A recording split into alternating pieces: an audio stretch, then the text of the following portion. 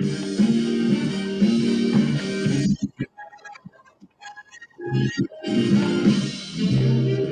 going back to see the Phillies back in my hometown. Back to Philadelphia before the sun goes down. Wanna get back there to the ballpark lights. I gotta see the Phillies, what a beautiful sight. Gotta go cheer 'em on, help 'em score some runs. We wanna make the Phillies #1. I want you to tell everybody that I'm leaving today. I'm going back to Philadelphia, PA. I'm going home to Philadelphia back in old PA to see the greatest team in the USA. Wanna laugh at the fanatic doing his thing. Wanna stand up for the anthem, hear the people sing. I love to shout, it's out here, let's run and never catch. I even love to do the seventh inning stretch. I want to tell everybody that I'm on my way. I'm going back to see the Phillies today.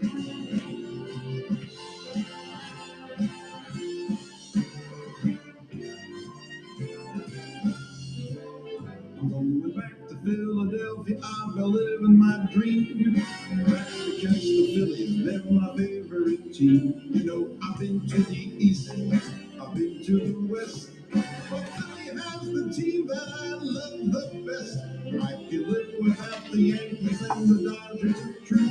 You can keep on Chicago and the Red Sox too. I'm going back to the place where the Phillies play.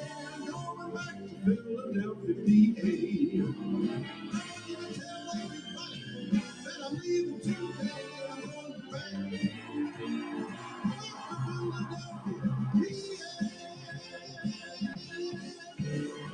back to Philadelphia, PA.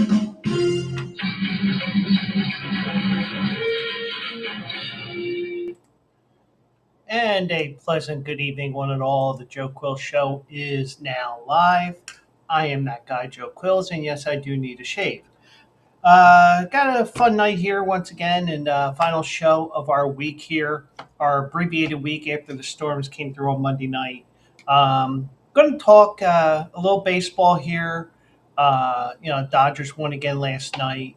I'll give an update on that story from last night that I had about John Morant and Buddy Hield.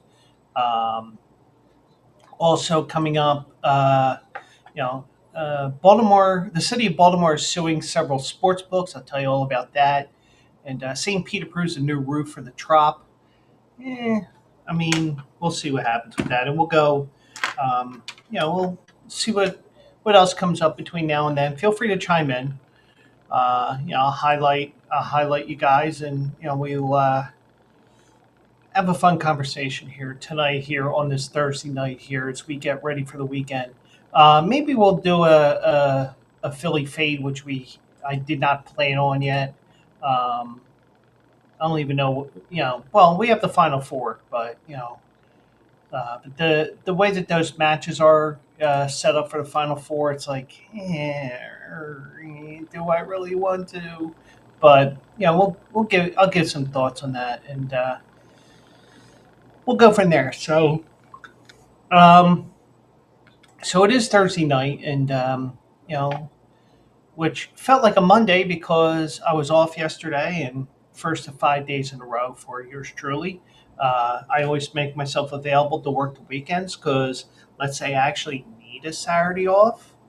I can say, hey, this person got off, but I've been requesting to work all these Saturdays by doing these other days. So there's a reason for that. So, but we'll see what comes up here tonight, and get you on your way towards the weekend here, and catch Captain Ron's show coming up at 11 o'clock on the Bleacher Brothers uh, and in the Bleachers Network.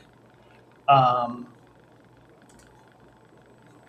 I just want to get the name right for you guys because you know I always mess things up. So, and Ron posts way more stuff than I do. Um, I just want to give the correct name, and it's all the way down here.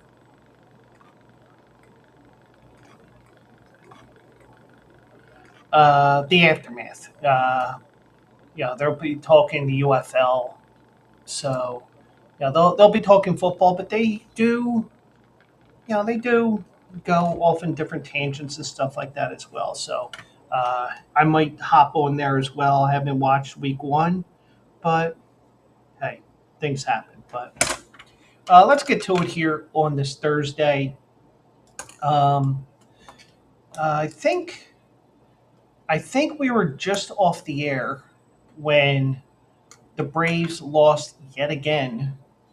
This time the LA Dodgers. It might have been while we were still on, but it was close to the end of the show. Sorry about that. Um, Braves blew a 5-0 lead last night, and not gonna lie, they are shorthanded in the outfield, and you can argue that and they hadn't been hitting. It was the first day that they were hitting the ball. Let me just pull this up here so I can confirm that 5-0 lead that they had. Um,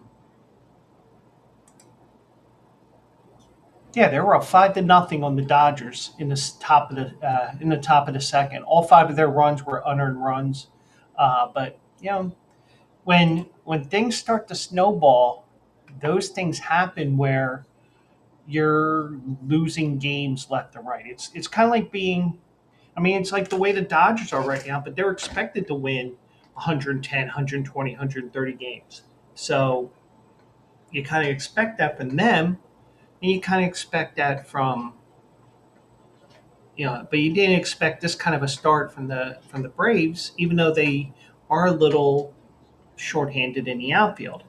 But Dodgers did something that no Major League Baseball team has done in Major League history. And it's an amazing feat. They are I mean, now granted, some team, it's just the way baseball is. If you think about it, the way that baseball is, for the most part, and I'm quoting my buddy who said this numerous times in the past, you win 60, you lose 60. It's what you do in those other 42 games that determines your season. Well, and every once in a while, there's an exception to the rule, like the Colorado Rockies, who lost 105 or whatever it was last year. Chicago White Sox, they lost 121 last year, setting the all time Major League record, or the modern record, I should say. But the Braves have themselves in a hole right now. And they're 0-7. They finally get to go home. They have their home opener tomorrow night. And,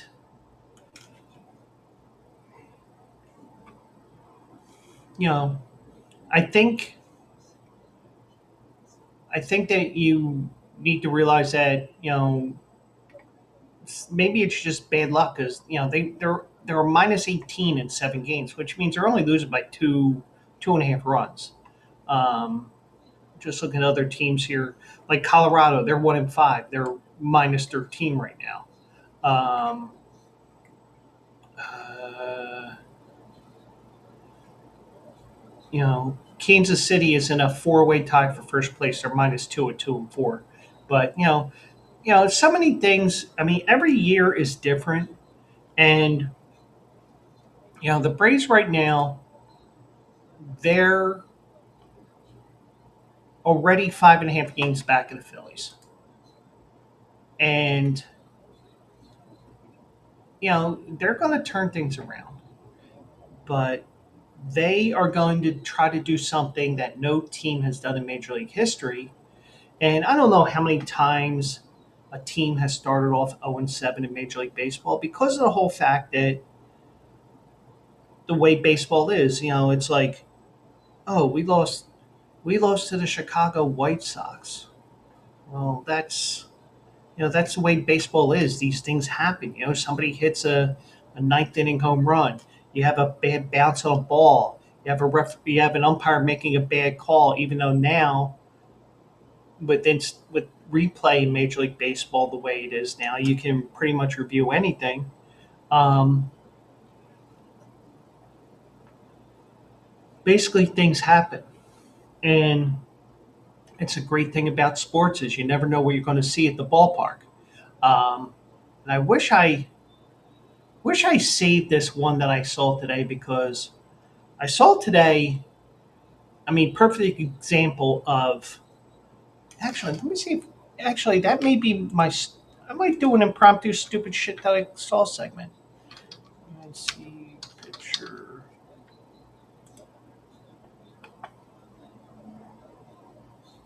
Uh,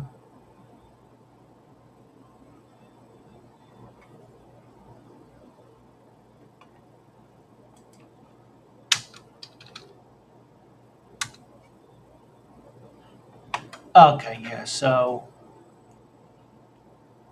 yes, I'll share that towards the end of the show. That'll be an impromptu stupid shit that I saw story. So, um, but the Braves they're in trouble, but there's still 155 games for them. That's the great thing about baseball. There's 162 to play, and the Dodgers come into Philadelphia, and it's strictly coincidence I'm talking to Dodgers here. They had the best start by a defending World Series champion in Major League history. So you have two complete extremes right now. You got a team that can't find a way to lose. You think you have them beat, they come back and win.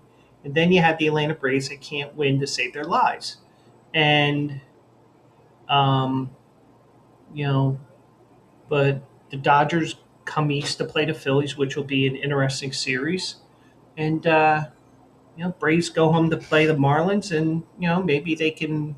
But then again, the Marlins aren't playing too bad either. They're right behind the Phillies at 4-3, a game and a half behind the NL East, the defending NL East champions. Um, so we're seeing all kinds of extremes, and even though I wasn't planning to talk about it this way, but it leads me to this point. One thing I would say is, and this probably works the best in baseball because there's so many games. It may work in basketball or hockey as well. But when you have a team that's 8-0 like the Dodgers, and you have a team like the Braves that are 0-7, those are the type of teams in terms of winning and losing streaks that I would bet against the Dodgers and bet on the Braves if I were betting. And I'm purposely saying that because of the story that I have about the city of Baltimore there. Um, the thing is, sometimes you have to play a team, even though your numbers and analytics and everything that you say you have, there is one analytic that trumps all those other analytics that you're talking about, and that's the "they're due" clause. And you could argue the Dodgers are due to lose a game. You cannot argue the Braves are due to win a game, especially their first game at home. And Dodgers may lose a game because they won 8 in a row, and now they got to go east. But these things happen. You got to face these teams, and you, know, you play what's on your schedule. So, but the Braves also 5-0 lead last night, and it was little by little. Um, Dodgers scored two in the second. They scored one in the fourth, two in the eighth, and Shohei Ohtani hit a home run to win the game. Um, but it's interesting to see how these games have occurred. I mean,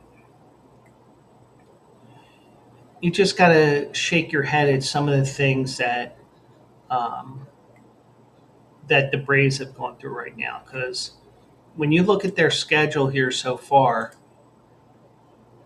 um, They got shut out 2 games in a row by San Diego. They had like a 20 some inning streak that they got shut out in.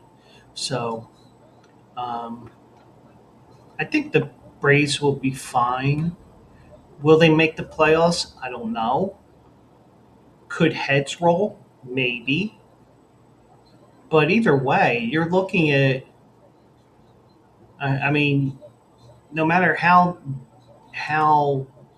um, no matter how disappointing that start is, you're looking at an opportunity to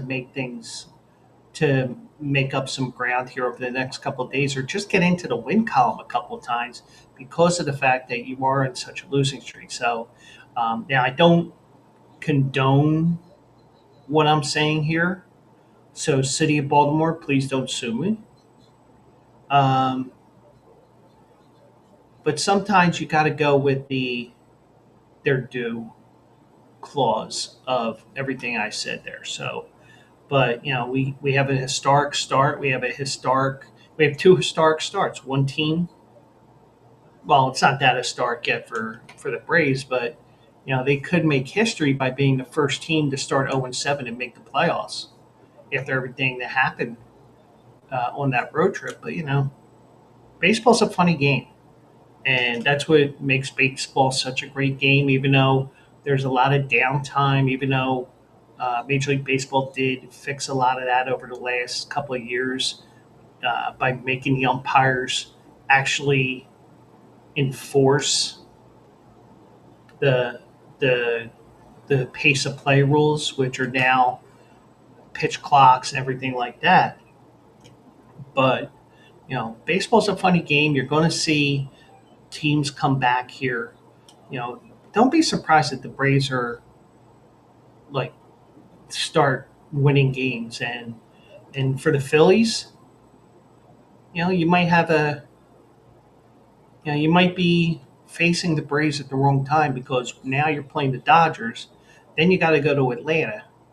So you got 6 games there in 7 days where it's like, if I'm the Phillies, I want the Braves to win a game or two over the Marlins because I don't want them to be 0-10. Because if they're 0-10, they're a desperate team. They're desperate to get any win they can, and they'll be looking to get on the board. So I don't think the Braves are that bad of a team. Obviously, um, they were favored to win the NL East this year, but um, even though the Phillies were my pick, you just have to realize that sometimes weird things happen, and you know. But of course, if it was my Phillies that were 0-7, it would be like the sky is falling. So, um, but we'll see what happens with the Braves. We'll see what happens with the Dodgers. Got an interesting series between the Phillies and the Dodgers coming up this weekend. If the Phillies won today, 3-1 over Colorado. Schwarber hit a bomb to right center, and it landed in section 201, where not many balls go. Um, I always say that because the way that the stadium is set up, but he hit a long home run today. Um, but also, just a reminder for those that are watching this that are in Philadelphia, well, actually, anybody who wants to watch the game, whether it's Philadelphia or anywhere else, um, the the game tomorrow night is on Apple TV. And I know, oh, Apple. Well, this will be the first game that I watch on Apple because I whiffed on watching either of the games last week. Um, you know, one thing I will say is if they have the future again, I figure they will because they are technologically advanced as much as they are. I'm sure if you're a Dodgers fan and you don't like the announcers, you can watch, yeah, you can listen to the LA Dodgers radio feed if you wanted to. If you're a Phillies fan, you can listen to the Phillies feed, the radio feed while it goes on, and it's synced up perfectly. At least it was last year. So, um, and they got the first week of games in, so I think they got that. They got the bugs out, and I'm sure they were doing pretend games and stuff like that, where they were showing, games on other, that never got out to the public and stuff like that. But just remember that tomorrow's game is on Apple TV. Um, so don't hopefully nobody's complaining too much that the game is on Apple because if you don't like it, just go to a bar, go to a sports book. Just don't go to a sports book in Baltimore. After I tell you what happened there, but you know, I actually like the graphics for Apple, and I also like the I also there was something honking. I didn't know what it was, but somebody's alarm is going off, but it's not that loud. Um, I like the graphics. I could do without the analytical stuff that they have on the bottom right, but the graphics are very clean, and you know the announcers, maybe at least you have an option of switching off. So, but keep an eye on that, and we'll see if the Dodgers can find a way to lose a couple of games, especially against the Phillies on this East Coast trip that they're going on, their first one of the year.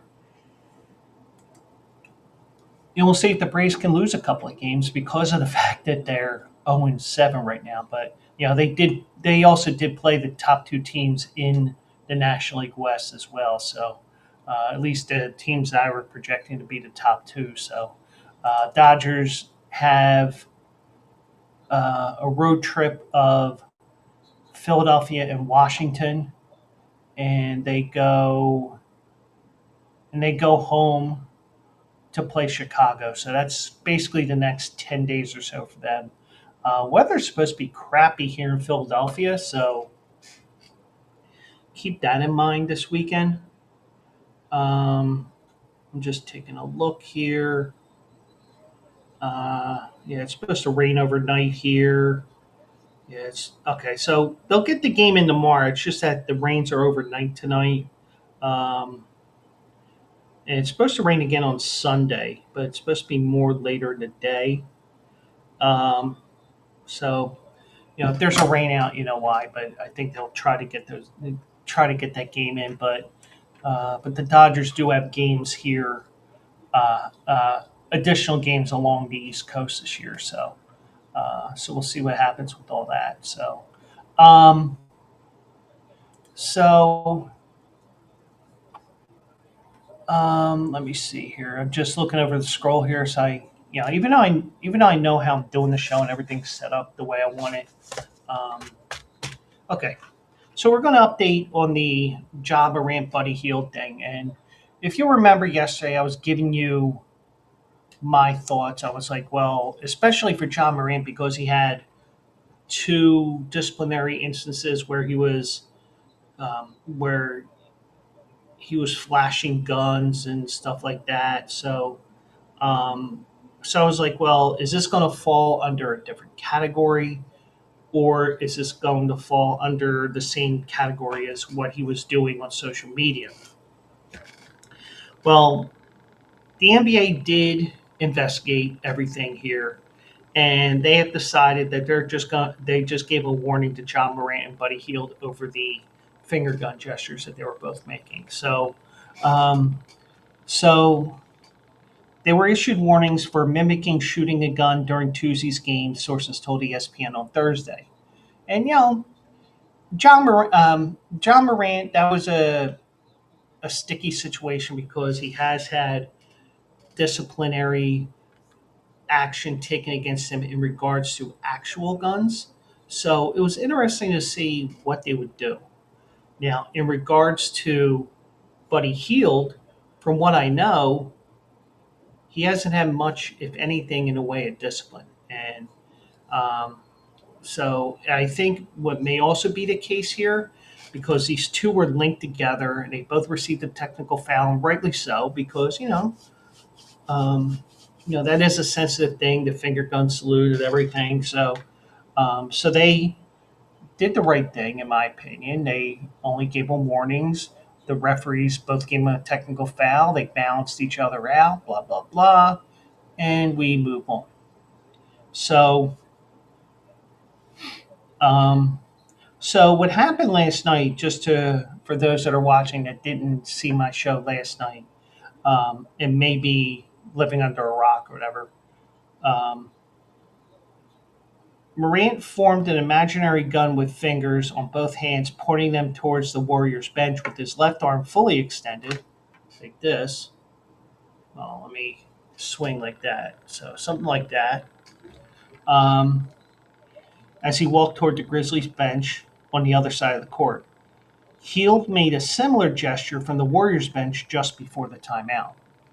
So they were both, I mean, it may have been, might have been a gesture back to Buddy Hield or whatever, but you know, just don't be stupid, and especially John Moran, who's had two disciplinary cases with this and everything. He got very lucky because he could have been given a few games, but then you get into this whole collective bargaining thing and appealing, which is basically the same in normal labor world workplace stuff. Is it's the same as agreements. It's like, hey, I didn't deserve this, something like that. So,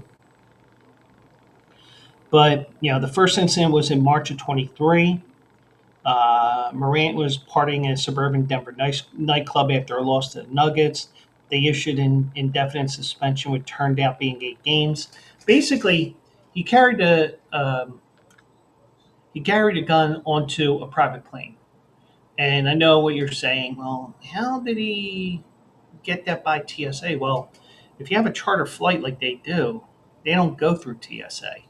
So, so they didn't have to, but it did end up going through that. So, but then he was suspended the first 25 games of the 23-24 season for conduct detrimental to the league as he brandished a firearm during an Instagram live stream on his friend's account in May of 2023. So, I mean, this was right on the heels of this first incident, and he plays around with guns again.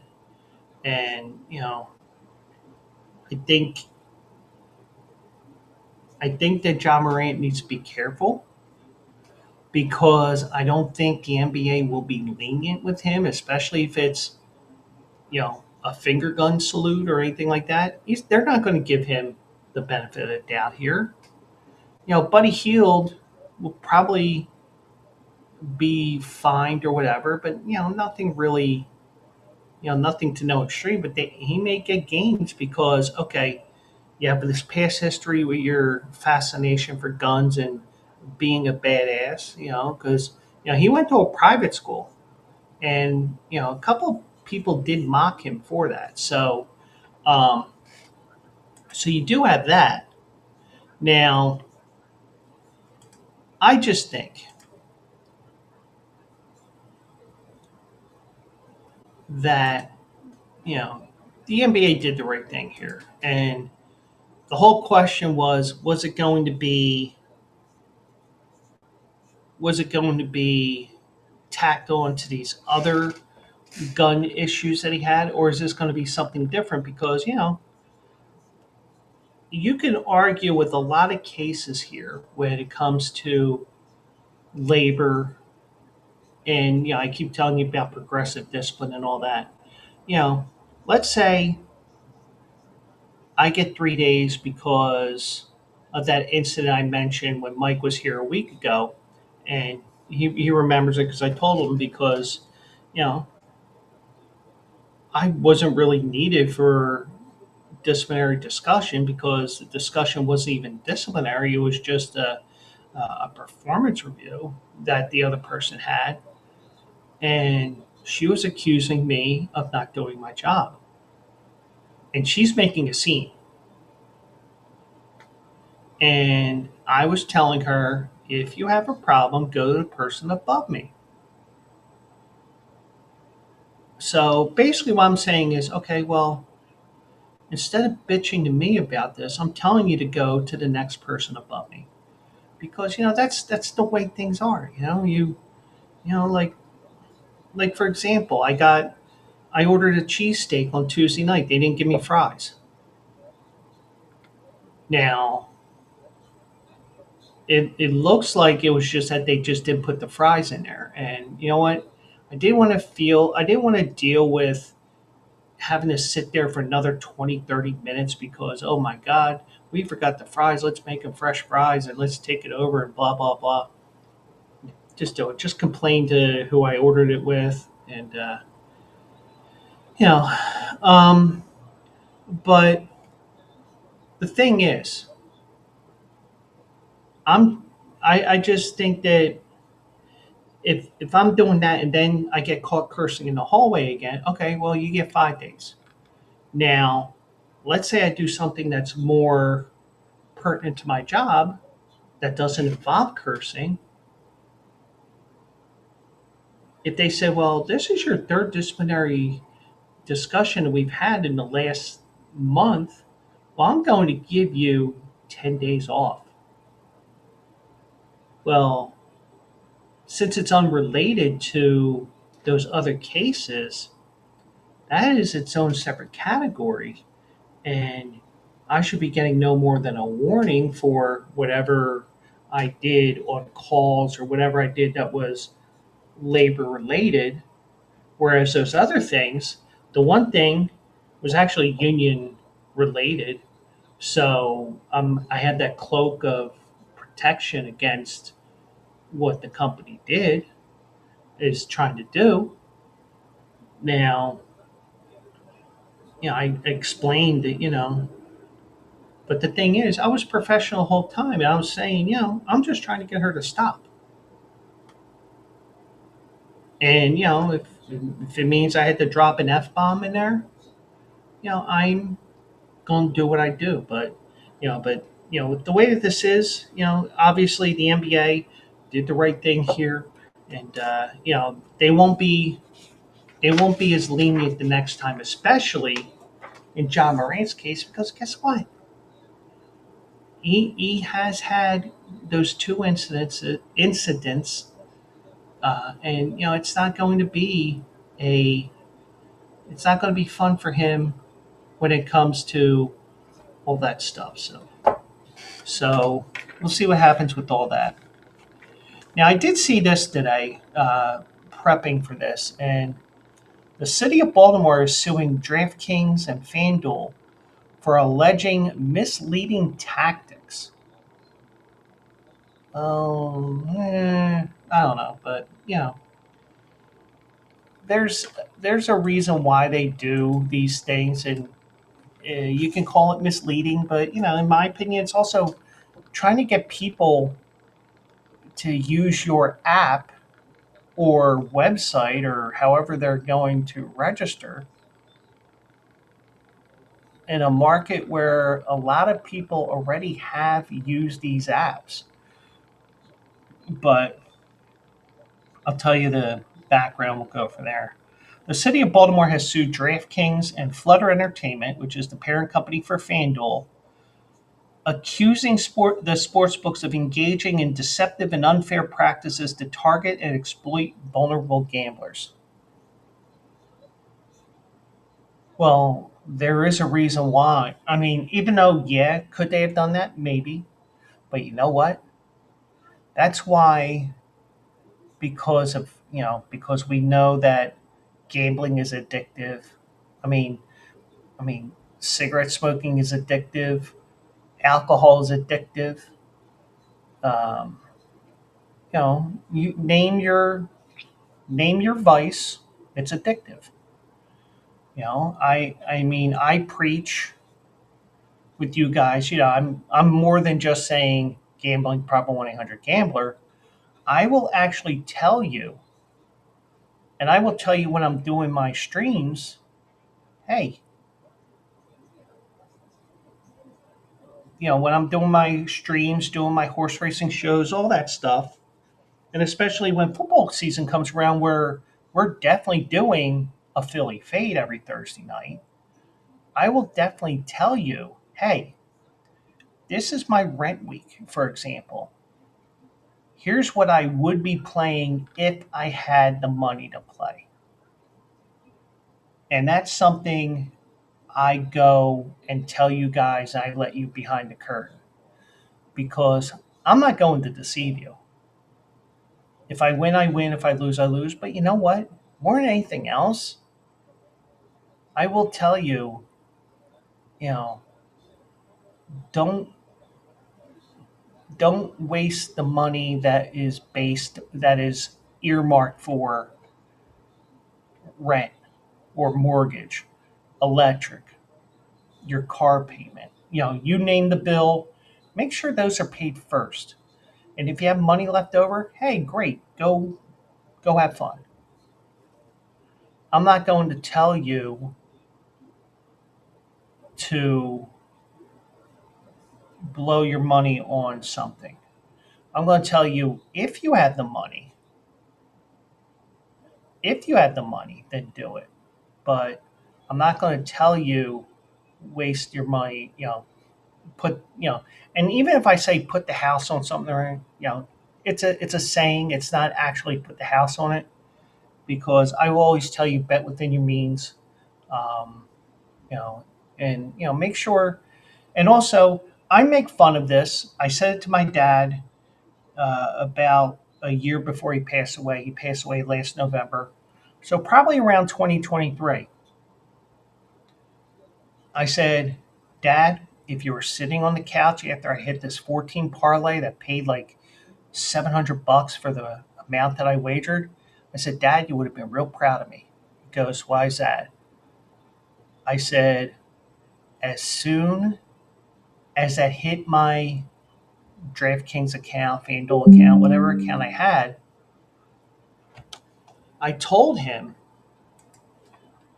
I don't know why that's doing what it's doing, but that's more issues I have right now. Um, the one thing I told everybody is, um,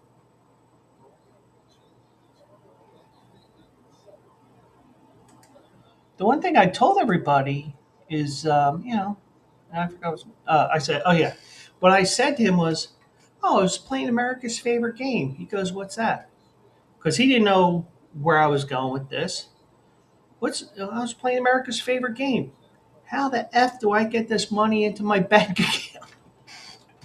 So yeah, so it's that's the thing. You have to realize that maybe you know you know lose what you're comfortable with losing. Well, even though you want to win, you're not always going to win, and but here's here's the accusations and stuff that the city of Baltimore said. The complaint was filed with Baltimore City Circuit Court, of course, because you got to do it in your own court system. Well, it is a state court, but they allege that the companies use misleading promotions to attract bettors and then leverage data and analytics to keep problem gamers betting. Practices, it says, are in violation of the city's consumer protection ordinance. Well, I'll get more into that in a second here. So, but the one thing is, now this is the way that I am, and it's the same true with everything. Now, when I was a clerk in my office or I was doing whatever, you get to the end of the month and we have this thing in our office. I think we still have it, but it doesn't affect me because, if I flex late, I can't flex to 8 o'clock because my office closes at 7:30. So technically, flex is not available to me, even though they'll say, "Oh, you just tack it on to the beginning of your next shift." Um, I will argue, and I'm bringing it down to, bringing these terms all the way down to common folk speak, and it's not stupid splaining as I call it because I get that every day at work from the customers. Well, it's this, and that, and it's this, and You ever heard of this? And shut up. I know more than you think. But you know, um, I lost my train of thought there as a result. So I'm just bringing everything down to common folk speak. Like for example, at work, we have this thing called flex, and you get a half an hour a month, or at least I think we still do. So when we at least when we used to have it, you may still have it because I never use it. The one thing is, especially when we have more people in the office, everybody on the last day or two of the month would be like, "Well, guess what? I'm flexing a half an hour early so I can get out early." Well, that's fine, whatever. Oh, I have to use it. Well, here's the thing. I never used mine, and you know why I didn't use it? Because it's not the end of the world. But the thing is, with this, money is such a big thing. Hey, I hit this thing for $10,000 and blah blah blah. You know, but the thing is, how much money did you use? How much money did you spend in order to get that 10,000? Um, but according to the city of Baltimore, and this is according to Brandon Scott, the mayor, in a news release. These companies are engaging in shady practices, and the people of our city are literally paying the price. DraftKings and FanDuel have specifically targeted our most vulnerable residents, including those struggling with gambling disorders, and have caused significant harm as a result. This lawsuit is a critical step to hold them accountable and protect all Baltimoreans. Well, here's the thing. And this is all protective things that are in every ad. Even if it's in fine print down the bottom that you can't read because it's so small. You know, they do have to mention, hey, gambling problem 100 gamblers, something to that effect. Um, I don't care what it is, and I'm trying to be as neutral as possible here because you know, I'm I'm trying to be as neutral as possible here because we have all these different sites that we're partnered with, and Bleacher Brothers. So it's not about that. I'm not defending what may be shady practices. Could they be shady? Possible. You know, could it be that the city of Baltimore is making some shit up? Yeah, that may be possible too. And is it possible that some people slip through the cracks and instead of being on this, I'm going to call it a banned list. But there's this list where you can actually um, report yourself for problem gambling, where you don't gamble or you have limits on. And you look on these websites. I mean, not only do they have like geolocation to make sure you're in a correct state with, especially with these apps, because some states you may not be able to use them in a certain state. Like for example, when AJ had me sign up for Bet 365, when I registered for it, I was able to use it in New Jersey, but I wasn't able to use it right away in the state of Pennsylvania because the state of Pennsylvania, it was not approved yet because they weren't linked to one of the casinos throughout the state. Here they got linked up with Prescott Downs in Erie, Pennsylvania, and that's how it became available.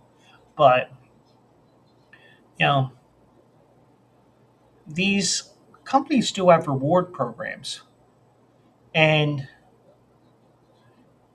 they might have, and is this an ignorant statement that I might say? Probably, but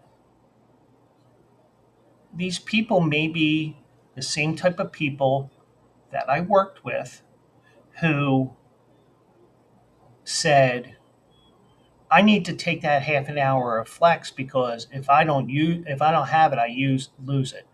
Or my one buddy was saying, when the TransPass first came out, and the key cards and stuff like that, you know, with your monthly TransPass, you get 240 rides. or at least it was back then. So a friend was hung up on the fact that it was 240 rides. I said, well, if you look at it this way, let's say I make, let's see, and I don't know what the price of a trans pass is now. So for a monthly card of any sort, but so I think it was like 240 at the time. So let's say you make,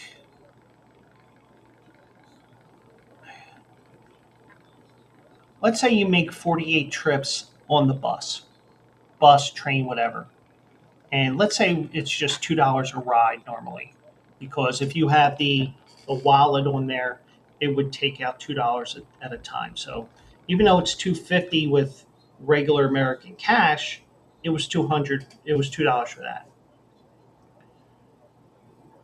He was telling me, well, what happens with those 70 or 80 rides that I don't have?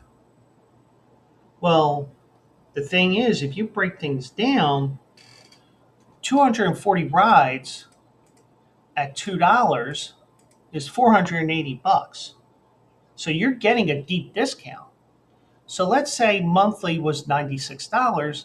That's 48 rides. That's, some days you may have to take a pit stop somewhere, and technically it is a new ride. So you are getting. It's a matter of making sure you get your money's worth there. So it's like, oh, I'm not getting my full 160 rides, however, but whatever. So so in a lot of cases here, you know, are they targeting? Probably. What do you think those rewards programs are for? Let's think about it. You know, not everybody is vulnerable or has a gambling problem. I have a gambling problem. I just don't win all the time. That's my gambling problem. That's sarcasm, blah, blah, blah. But there are a lot of people that are out there, and you see them everywhere. You see them at the racetrack. You see them at your local beer distributor or supermarket or whatever. Oh, I got to play my numbers. I got to do this. I got to do that. Well, did you, but, oh, I hit the number for X amount of dollars. Yeah, but how much money did you spend to get that money?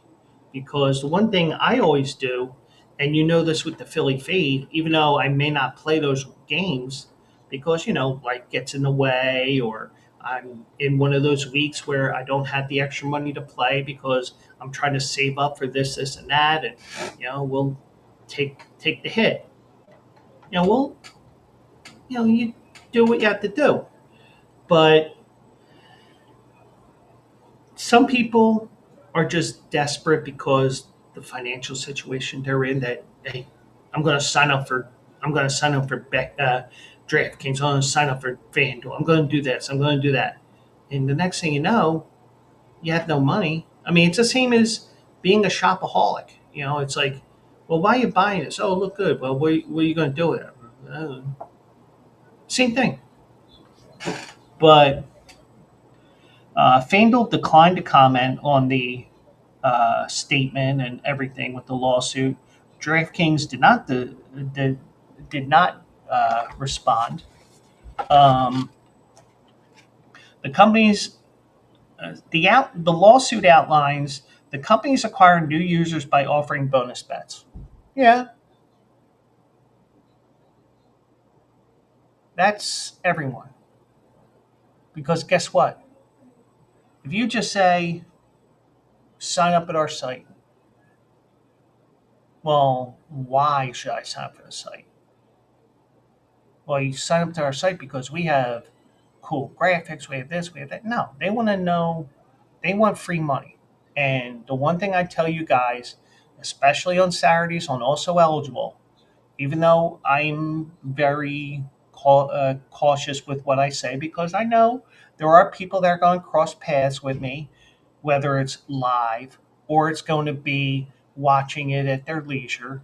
They're going to say they're you know they're going to say, "Oh, if it's free, it's for me." Well, the thing is, when it comes to the horse racing stuff that I mentioned, like I mentioned all those free programs on the top left when I go to starting the show or when I start to pull up the program, I will tell you, hey, you may not want to play San Anita on Saturday. You may want to play Aqueduct. Or you don't want to play either of those tracks. You want to play your hometown track because you're not. I mean, even though you're interested in seeing who's going to be in the Kentucky Derby next month, you're not going to see all that. And it may be Gulfstream is the free track, the free program. Okay, I'll download that program because I'm pretty good with Gulfstream, even though the championship horses are now dispersed to Kentucky and New York, and if you read my article today, I did give you a winner, and part of my theory was a horse coming in from Florida, and this time of the year because the humidity down there and the heat and humidity down there compared to what it is here, it's like the way I was explained to me is their sinus cavities. They're able to take in more oxygen, but I don't know how true that is, but it did happen. There was other reasons why, curling horse, if it rains, it's the breeding, all that stuff for the distance. You know, but the one thing I will tell you is I'm always cautious with what I say, whether it's the Philly fade, also eligible, or even just talking with friends. It's like, hey, be careful with your money. So, um, So they do have bonus bets, yeah, and I've taken advantage of them and I promote them.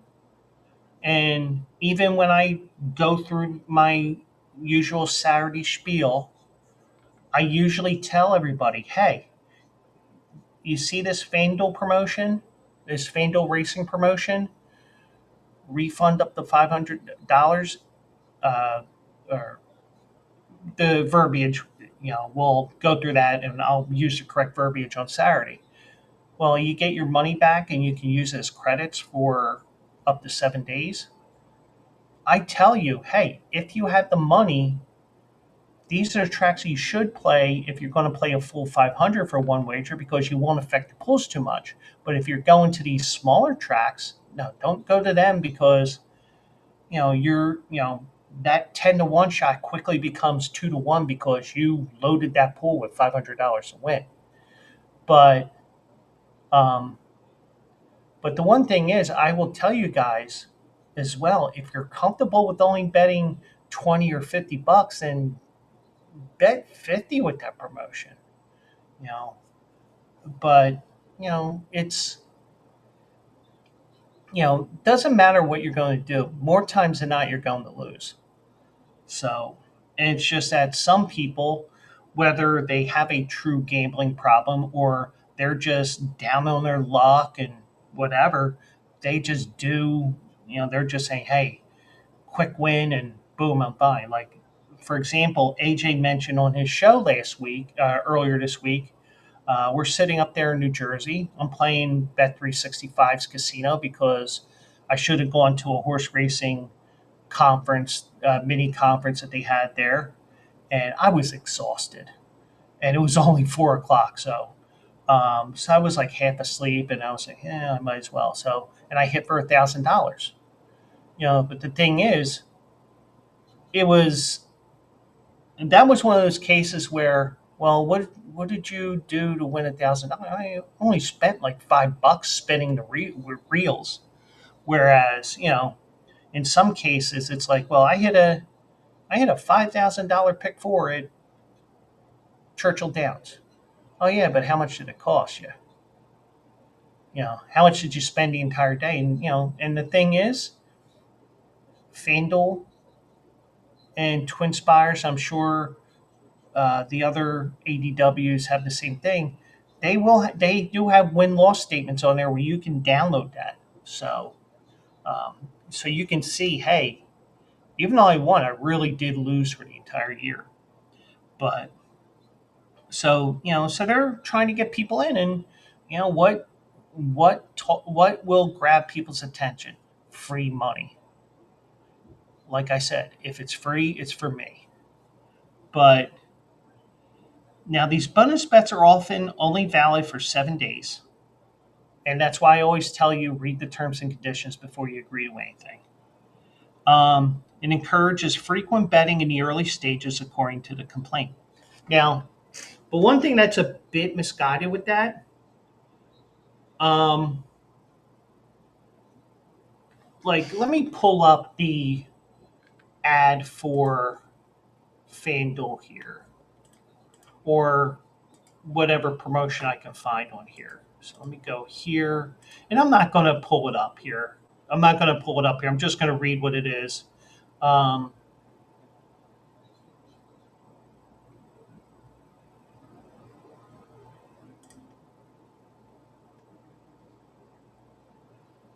okay, so FanDuel, for example, right now, their promotion that is on Bleacher Brothers. Uh, Bet five, get $200 in bonus bets if you win. And it says it expires 7 days after receipt. Okay, so you see it all in there. Now, the thing is, do some people go overboard when they get that $200? Yeah, but sometimes you're not going to. If you're smart, sometimes slow and steady wins the race, so to speak. Sometimes it's good to do certain things. Like for example, I said to one of my friends, I said, when she sees my bets or whatever, or sees whatever I post, just to let you know, I changed my unit that they base everything on for the posts on this one app. I said, just to let you know, I changed it from 25 to 10 because, I've been changing things up. I've been dabbling, spread things around. And also if I lose, it's all right, I'm done. I mean, the way that I am, it's like sometimes I quit for the day, not because I'm broke, but because I'm just frustrated to no end where it's like, yeah, screw this shit, things like that. But some people are going to say, I'm going to win. And the next thing you know, you're going to the ATM once, two times, three times. And the next thing you know, you can't use the ATM card for another day or two because guess what? You reach your limit for the day. So that's one thing you have to remember as well is those limits. Um, so in the lawsuit, they also say in the complaint, defendants are not interested in people merely dipping their toes in the water. They want bettors to bet in significant amounts over and over. Some get hooked, and that's the point. Well, in a way, that's why you have on there, 1-800-GAMBLER. They make that mention, problem gambling. There's even, I'm sure there's stuff on the site about that as well. But when you look at all this stuff here, it doesn't matter if it's gambling, alcohol, enter another vice that I'm not mentioning, you're going to get addicted. So you're going to get hooked, as they say in this complaint. Um, so once users start betting, the companies collect data on them and use the data to identify those most likely to gamble more, according to the complaint. Yeah, it's called a rewards program. And sometimes that free money is what you want. And it's a matter of knowing when to stop. Like, for example, I don't have any money in my BetMGM, my Fanatics, or my Fanatics FanDuel BetMGM. But what they have here is they have these little games and stuff there. Like um, BetMGM is promoting a Wizard of Oz thing. Okay, well, I'll see what I can get, and usually I get like a $3 casino credit. And it's like, okay, well, let's see if I can build this or not. Well, guess what? After that, I'm not going to the ATM or going to click on deposit and put money in because I know there's bills there. And also, being a single guy in this apartment, I got to make sure the rent's paid. I got to make sure everything else is paid, all my bills. So you got to realize that, hey, let's look at the whole picture, not just tunnel vision on the app. Um, Fanatics has a spinner once a day. I play that. If I get a casino credit, that's great. I'll see if I can build something. And there are days where I don't even get anything for it's like, hey, no winner today. They do that to me too. But you know, and like the one time I told Mike, I said, "Hey, Mike, look at my account here." He goes, "Holy shit!" It was like $600-700 in my account. He goes, "How'd you do that?" I said, "I played a free game, got $10, and all of a sudden it just snowballed into 600 or 700." I said, "Watch this. Here's America's favorite game. How the fuck do I get this money back in my bank account?" And you know what? It helped me out with my bills, but that's an exception, not the rule, because you're going to get to these days where you're just not going to win. And some people are so desperate for money that they are going to go to FanDuel, DraftKings, whatever's available, especially what's available in Baltimore. Now, um, let me just see one thing here. And I find it interesting.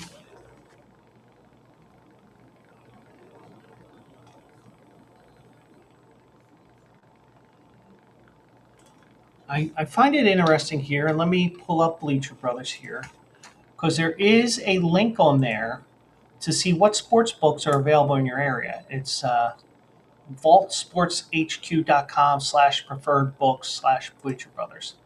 Just look for it on the main page. So now, for whatever reason, this defaults in New York, but I'm going to show you this just so that you can see this. So this is what's available in New York. Let's go to Maryland.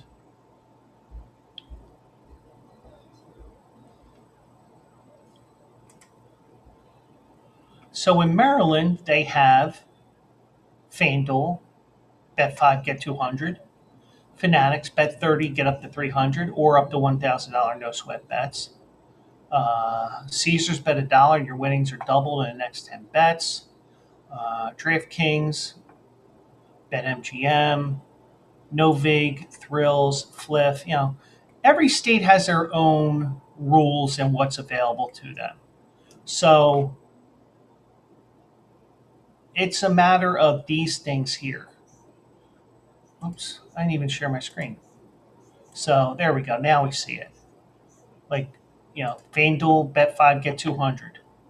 Fanatics, bet 3, get 300.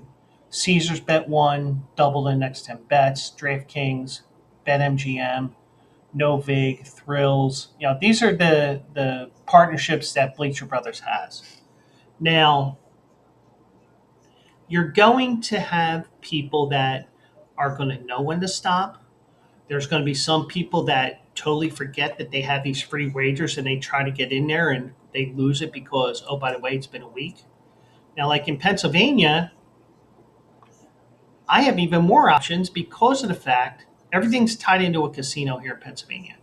FanDuel, Fanatics, Bet365, Caesars, DraftKings, BetMGM, Novig, Thrills, Flip. I mean, those are the ones that are partnered with us.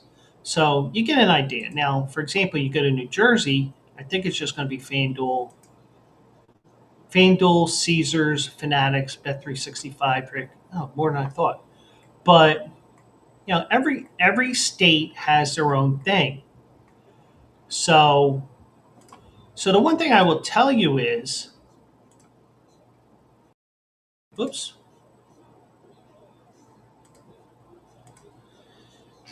you just got to realize that some people are desperate for money. They're that major win that you hear in the news that so and so hit for $2 million on the slot machine at whatever casino. Well, that doesn't happen all the time. It's like good for you. Wish it was me, but some people, they're like, well, I lost that 150. I need to get more. I need to do more. Those are the people that are the most vulnerable. The ones that just don't know when to stop. And the thing is, with me, I'm the type of person where, all right, I'm done for the day. Well, why are you done? I'm not using their ATM. I'm not wasting my money on that. That sort of thing. So, you know, some get hooked, as we know. Now, one company owned by Flutter has collected at least 186 attributes for each bettor. I mean, you saw what the partnerships that we have at Bleacher Brothers with these different sports books, and I know Maryland also has the Westgate Superbook, which I can't use in Pennsylvania. Well, guess what? You know, I think it's a little. I mean, you can say these are the two biggest ones in Maryland, but what about those other sites too? Why not go for them all? It just doesn't make sense to me. But so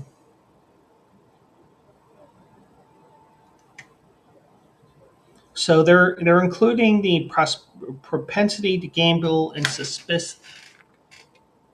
susceptibility to marketing. So yeah, some people you get hook, line, and sinker, and there's some people where you just there's some people it's just like whatever. Me, it's like, all right, I don't have money, f them. So some of the users are set up in the sportsbooks VIP programs where they are paired with hosts to provide them with exclusive offers and check in with them to keep these players betting as much as possible. Okay. But the thing is, if you have the money, they're still going to come after you. But there's people that just get to these VIP levels because they spent so much money. They spent their life savings because, oh yeah, I have a gambling problem.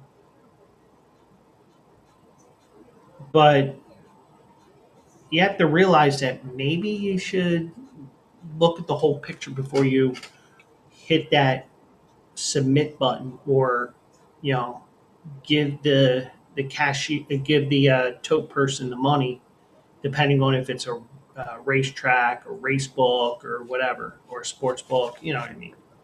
So some of the users, I said that.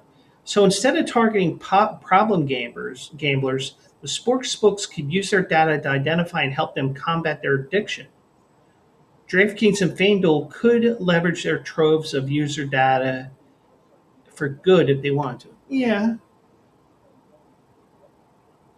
but the thing is,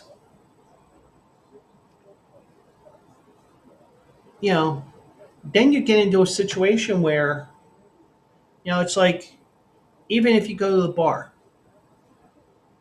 I got to cut you off. You're too drunk. I'm not drunk. That's exactly why they're cutting you off. You can't even stand up. You can't do this. You can't do that. You piss on the floor. Whatever. But it does. You have to learn to cut them off. And the toughest part is when you tell somebody no, you can't do something. That party that you're telling no to, especially these problem gamblers, I don't have a gambling problem. Blah, blah, blah, blah, blah. Now, I joke around when I say, I joked around at the beginning. The only gambling problem I have is I don't win. Well, not all the time, but you get the idea. But still, some people have that problem. Oh, I'm not winning. It's going to turn around. Well, sometimes it doesn't turn around for a while. Look at my articles,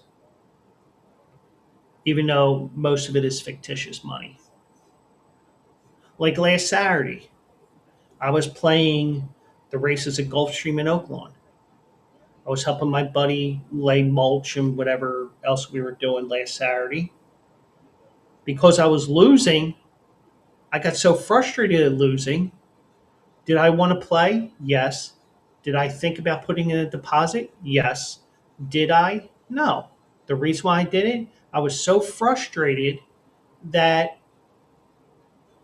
I just didn't want. I mean, even if I was sitting here at home, probably if I was sitting here on a Saturday looking at the races all day, I probably would have did a big deposit.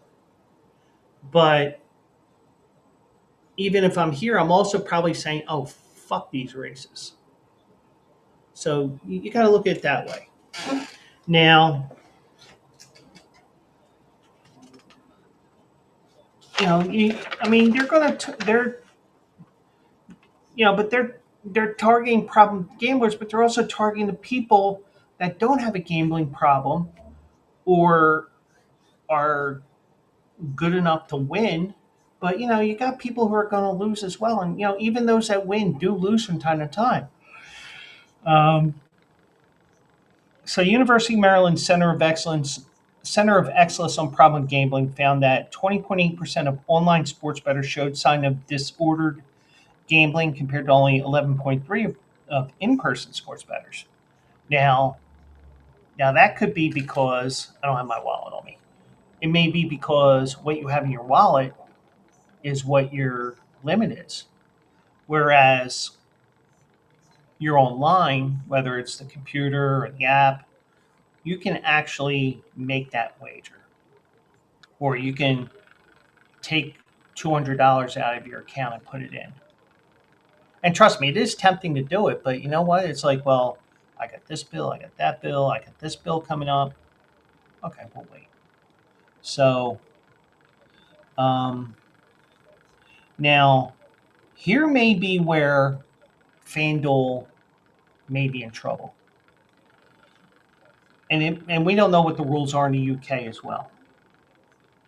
Flutter implemented certain protections in the United Kingdom that it has not in the United States.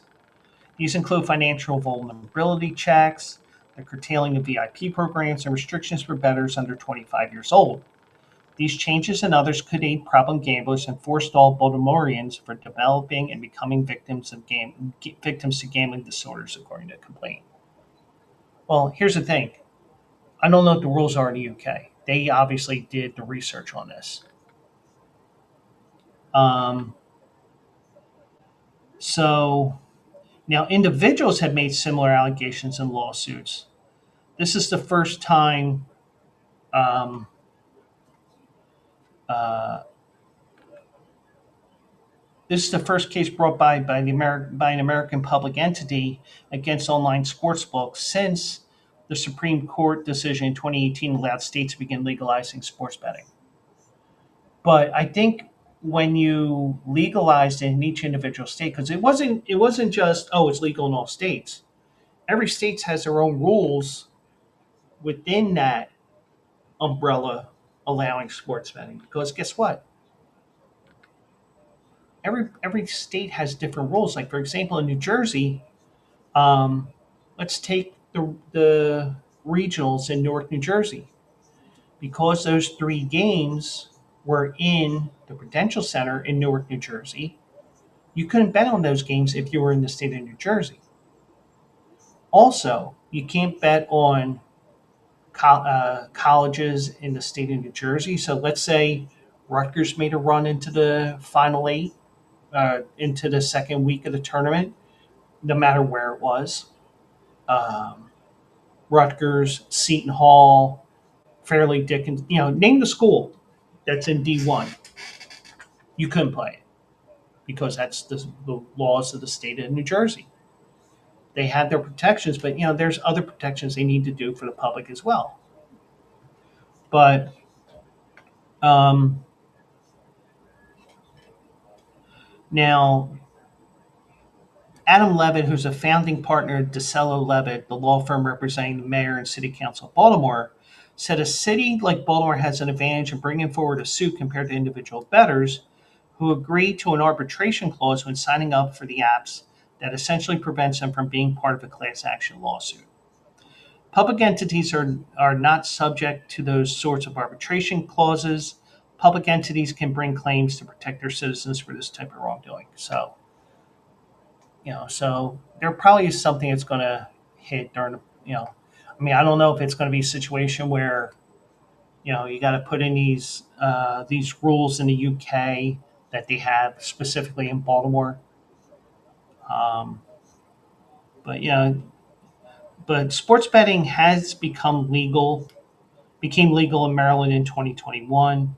The state sports books reported taking nearly $5.4 billion dollars with a B in sports bets in 2024. 5.4 billion. It resulted in over $60 million dollars in revenue for the state. In January alone, Maryland bettors wagered more than 451 million dollars on DraftKings and FanDuel, with their closest competitor BetMGM taking in 51. So I think part of the reason why, like especially Maryland, not only because of the fact that you have all these commercials and everything, like every third commercial is probably going to be something like this, where all of a sudden, boom, you know, LeBron James or um, Kevin Hart, or you just have a random ad which doesn't have a celebrity in it. So and also maybe, for example, you go to um, the casino, a brick and mortar casino, especially in Maryland. You have the casino right near the stadium there, and you got a couple other casinos throughout the state. They'll say, "Hey, sign up for this app. You may not even have to come here. You can just do it on your phone."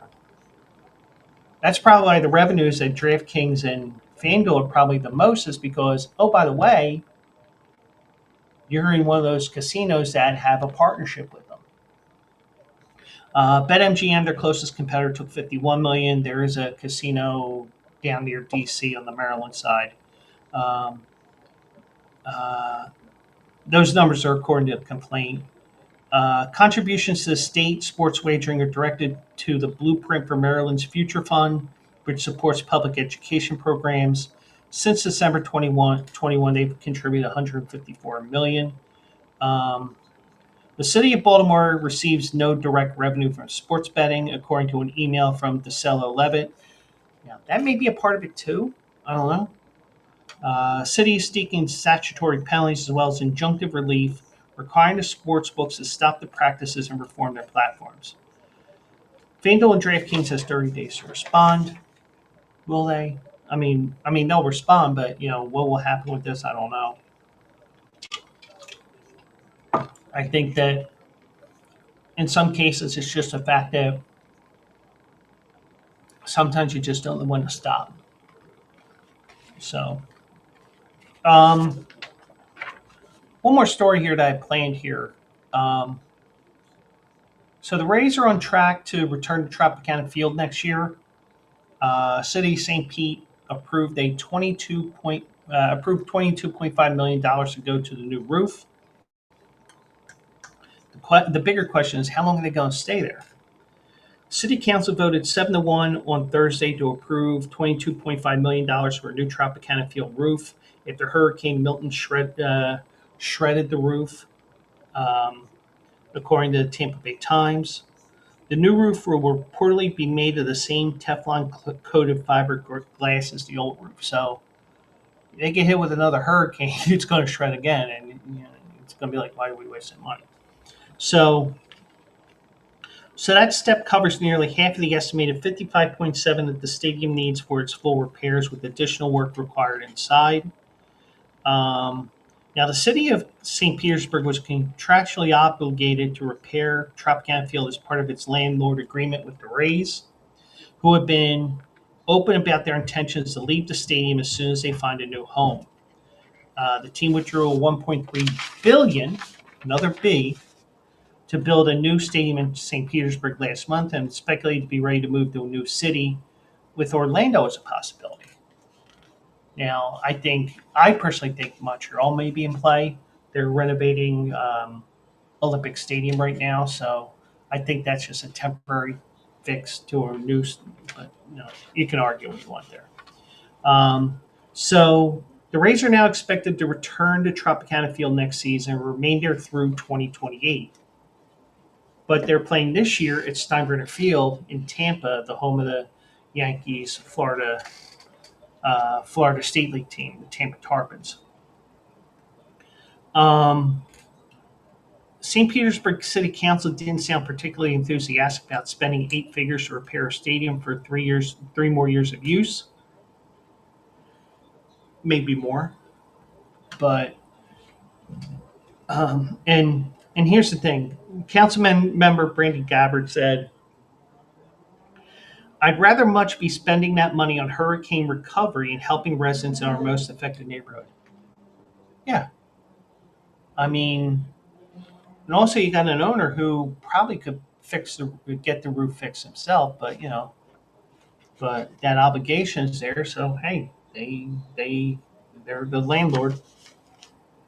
Um, the lone no vote on the council by Richie Floyd. He said he would have liked to see how expensive a settlement with the Rays would have been compared to the expense of repairing the stadium. That's an interesting thing there, and I probably would have fallen into that category as well. But also, if that went into court, I think that this would fall under an act of God, if you ask me. But um, for the Rays part, team president Brian Ald said the team is happy with the vote, um, playing for a return next year. He said, "We're pleased to see City Council take this important step toward preparing Tropicana Field for Major League Baseball for the 2026 opening day. We commend, in particular, the city, Rays, and MLB staff for cooperative efforts to get us to this point. Now, some groups aren't happy with the situation beyond City Council. Uh, there were Rays fans that were chanting "Sell the team" on opening day. I saw somebody had a sign "Sell the team," and the S was actually a dollar sign.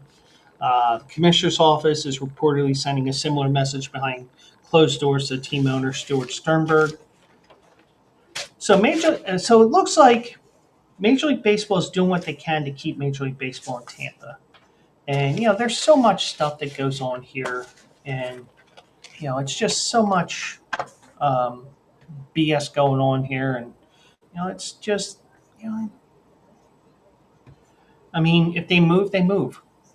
Um, but the only thing is, right now, the only real places that they have right now, which is majorly capable, is Olympic Stadium in Montreal. Even if that's a short-term fix, if you're going to build a new stadium up there in Montreal. Now, I mean, but I think they want to use the Olympic Stadium for other things as well. Also, and I said this before, and Brody Brazil on YouTube said the same thing. I said this, without any knowledge, and he said something as well. Maybe Omaha's in play because they have the World Series there, College World Series there every year, and they have a stadium that seats 26,000, I believe. So all you got to do is add another deck or whatever, and boom, you're at 35,000. But but there, I mean, it's not like the athletic situation where, well, I don't know where we're going to play for 3 years because our lease is up and we don't want to stay here. Well, you're playing in Sacramento for 3 years now because of the fact you don't have the capability of going to a Major League Baseball ready stadium in Vegas because they don't have one. And Allegiant Field was never set up to be a multi-purpose stadium. Whereas, for example, let's say Minnesota gets this crazy snowstorm tomorrow and they get 25 inches of snow. One option that they do have, because they have done it in with college games, University of Minnesota plays some of their games at US Bank Stadium, and they had to set up almost like it was the Metrodome.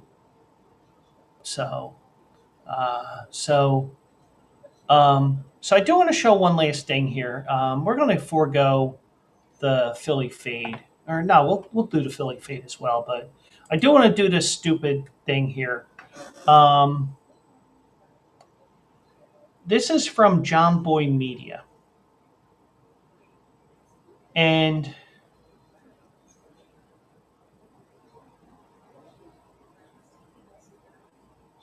I am going to share this here. Um, and this is on TikTok. Um,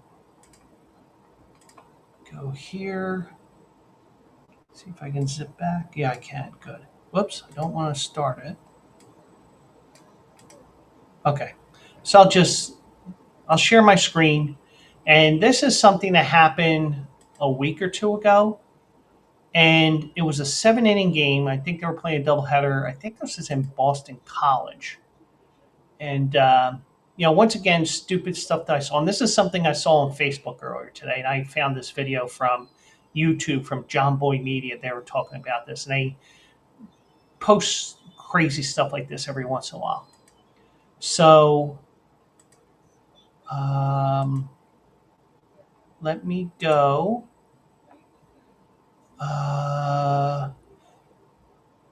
Hold on a second. And I got too many tabs going here. Damn it. So this pitcher was going for a no hitter, and there was a runner on first base. John Boy Media, and I don't know which guy this is. I mean, I don't really follow John Boy Media other than the fact that their podcasts fall under the Dan Patrick Show because they have a partnership with them. So I'm going to share my screen here so you can see the craziness over an obscure rule which actually occurred in the Phillies game today, where JT Realmuto got hit with a line drive when he was running from first to second base. So he was out. Bryson Stott got a base hit. Remember that rule, because here is what happened, courtesy of John Boy Media.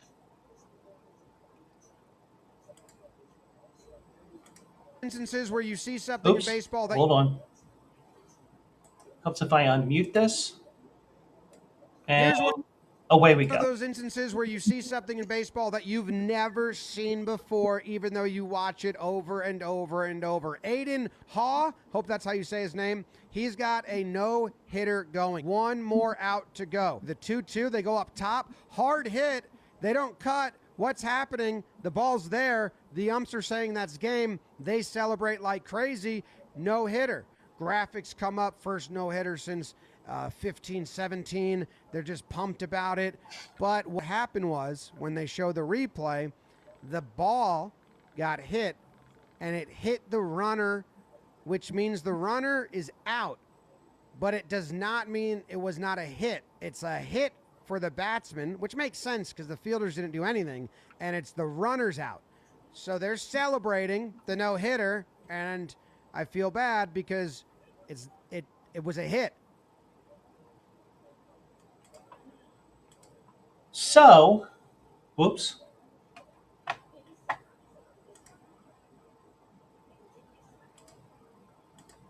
Hi. So, what happened was 2 outs, bottom of the seventh, and even if I think even if it was a single game that day, it was a route rule because it was like 10-0 at the time. So, the line drive hits the runner, and that's the final out of the inning. They think they have a no-hitter, but they don't, because guess what? This obscure rule, which comes into play about 3 times a year in Major League Baseball, came into play in the Phillies game today. And ironically, I saw it also today on Facebook. and I found an equivalent on there. Um, Turns out the kid loses a no hitter with 2 outs in the bottom with that hit in the seventh inning. But wait, there's more. And I'm going to share my screen here again because this is crazy stuff. And this is from USA Today. That same pitcher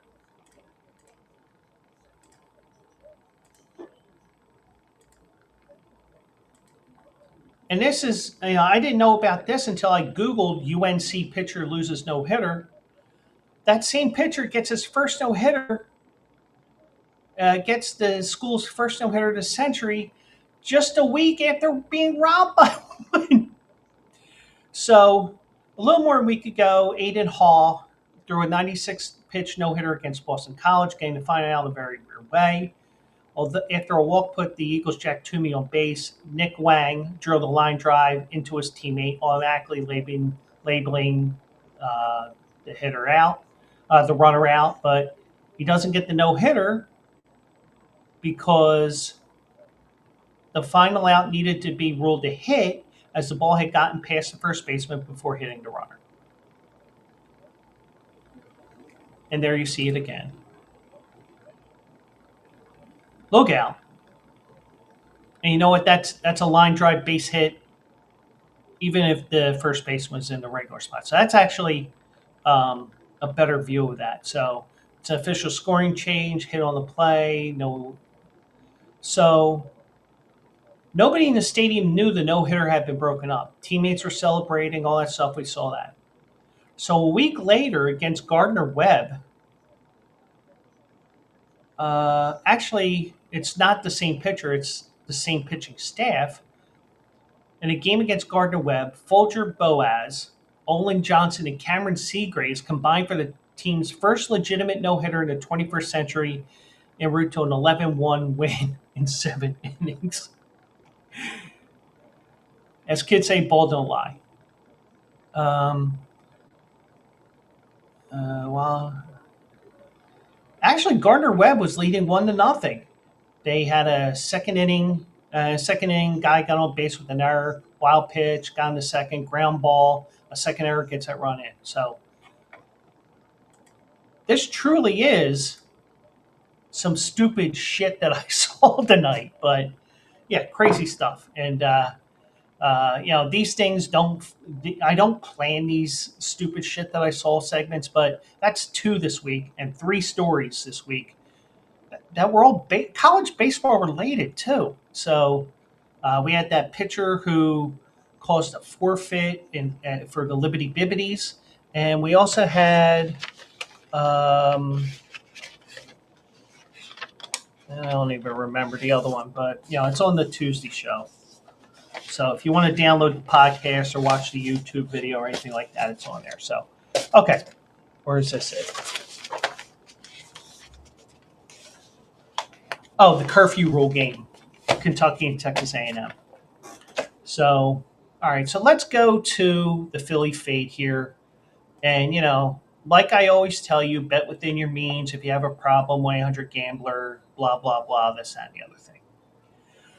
So let's go to the Final Four here.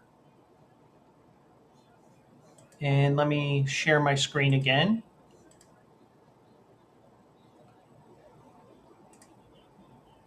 Nope, wrong one. Hold on. There we go. Share that tab instead. Florida and Auburn in an SEC battle for the first game here. Florida won the regular season matchup. Let me see one other thing here. Because I know they played at least once because they're conference rivals.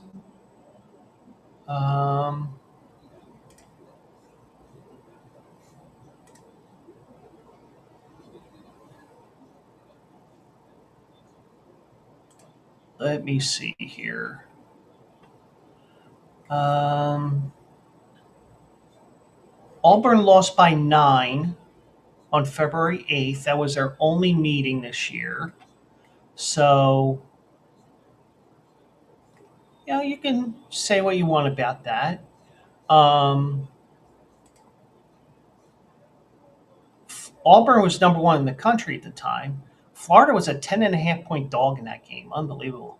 And, they had a pretty big, they had a 17 point lead at one point from what I saw. So, um, it may just be a bad day. They may have taken them lightly. And I really like Bruce Pearl as a coach. And I think he's going to have that team ready to go. And I am going to take Auburn in an upset here at plus 130. And then you have the game that everybody's going to be watching. I don't know how big the ratings are going to be, but Houston takes on Duke, and they are going to be playing in San Antonio this weekend. So even though it's a neutral site, technically, I think the fans are going to be with with Houston on this. Um, Now remember one thing: Duke University has never won a men's championship in a city that ends in Apollos. They've only won in Minneapolis and Indianapolis. Well, San Antonio didn't change their name to San Antoniopolis, so that tells me, either it's a thing that's going to be broken, or something's going to happen here. So I am going to take Houston in an upset here. I think Houston has the defense here. Now, if they can't shoot straight, they're in trouble. But I think that Houston wins this, and we're going to see Auburn and Houston, and I will take Houston at plus 220 here. So I think Auburn will get revenge on Florida, and I think Houston gets to their first Final Four, their first championship game in 42 years. So those are my two picks for this Saturday night here. Auburn and Houston are my two picks. Let me just do this here. Um,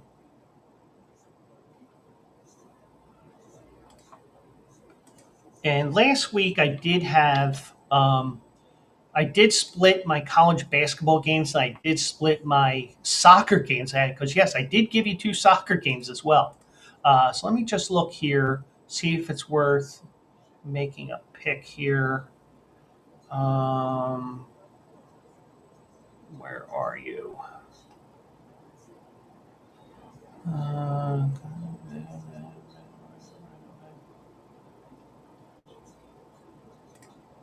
Soccer.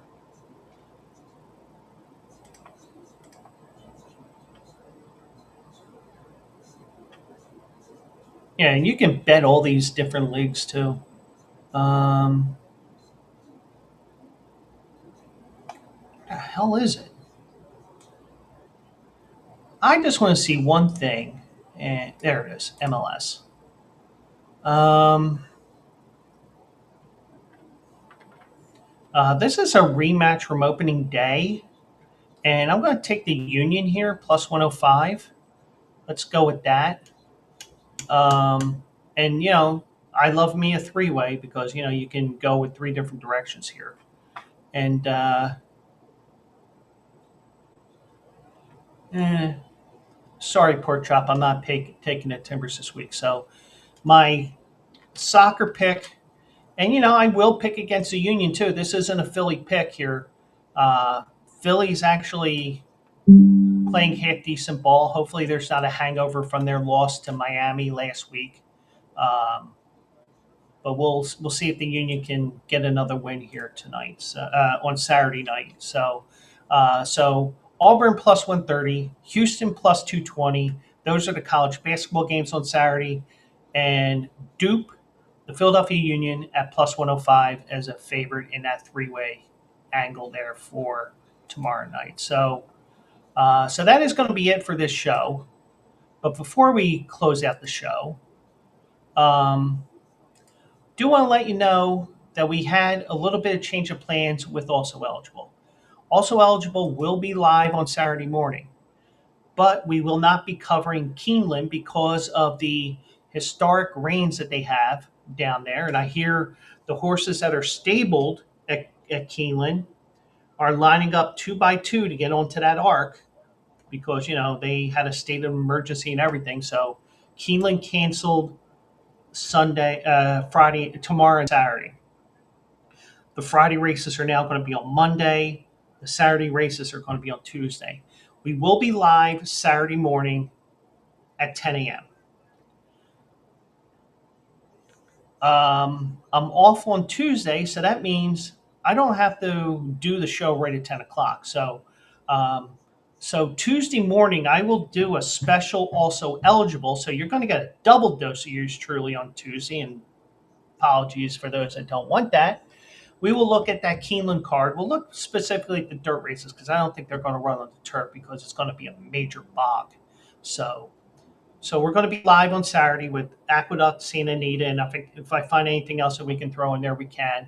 Uh, Tuesday morning will be specifically for Keeneland with the Bluegrass Stakes, the final 100-point race of this Kentucky Derby prep season. Now we're done. And I do appreciate everybody who's watching, whether you've been participating in chat or not. Whether it's here on on YouTube, on X, on Twitch. I do appreciate each and every one of you, and we will do it live Saturday on Also Eligible. And oops, helps if I do this properly. Those are the links for Also Eligible there. In the chat here on Twitch. Um, you know, there you go. It's just you get to see that, and you can pause the video if you're watching after the fact. So, and then you have my socials, which I will tell you right now. There you go. So you can follow me on everything there, and I do have a video that I'm going to post. I just kind of I just have to find it. I'm going to get the audios up from last night and tonight up first. Then we're going to edit that video from Tuesday because I want to keep on YouTube, and probably too long to be a short. Basically, my argument of keeping the tush push, and it's basically, well, every play could be a career-ending play if you think about it. So, or if you just want to watch the whole show on Tuesday, it is on Twitch, it is on my YouTube, and so much more. So that is it for now. I am going to participate in the um, uh, in Captain Ron's show that's going to start at 11 o'clock on the Bleacher Brothers page. They're not started yet, so I need a quick break before I help them out here. So that's it for now. I do appreciate each and every one of you, and hope everybody has a great weekend. If you do not come join me Saturday morning on the Bleacher Brothers channels, and if you do, hopefully I can give you guys a couple of winners. We did have a winner today on my article, so I do appreciate everybody. And I'm rambling. That means it's time to shut up. Thank you so much for joining me. We'll do it live tomorrow, or Saturday at 10 a.m. This has been the Joe Quill Show, part of Bleacher Brothers Network. Have a great night, everybody.